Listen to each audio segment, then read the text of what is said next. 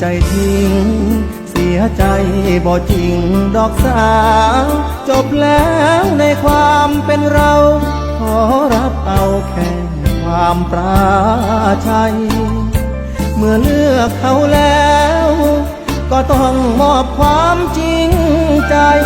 อย่าแค่น้ำตาของอายผู้ชายที่สมควรลืมโยนทิ้งหอยเกลิม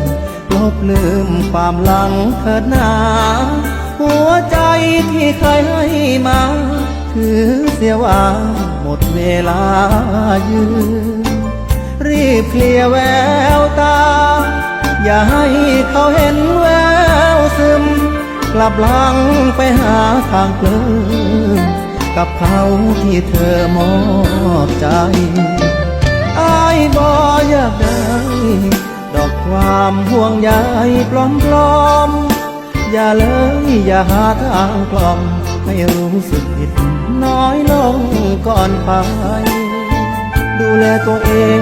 ดีๆคำพูดนี้หมดแล้วความหมายงานหนักของคนหักใครคือเสียใจอยู่แล้วล่ะนะ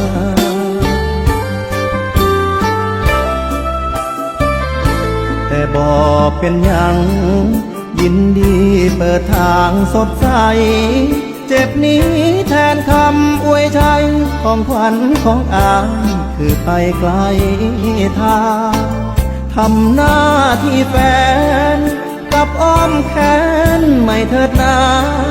ชาตินี้ให้ได้ทุกอย่างเพื่อความสมหวังของคนอาย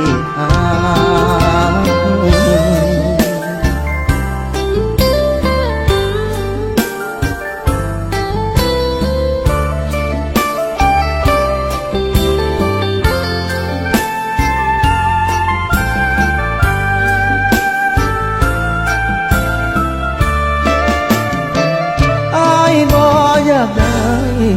ดอกความห่วงใยปลอมๆอย่าเลยอย่าหาทางกล่อมให้รู้สึกผิดน้อยลงก่อนไปดูแลตัวเองดีๆคำพูดนี้หมดแล้วความหมายงานหนักของคนหักใครคือเสียใจอยู่แล้วล่ะนะแต่บอกเป็นอย่างยินดีเปิดทางสดใส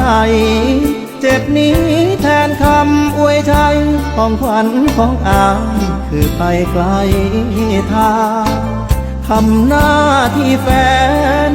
กับอ้อมแขนไม่เถิดนา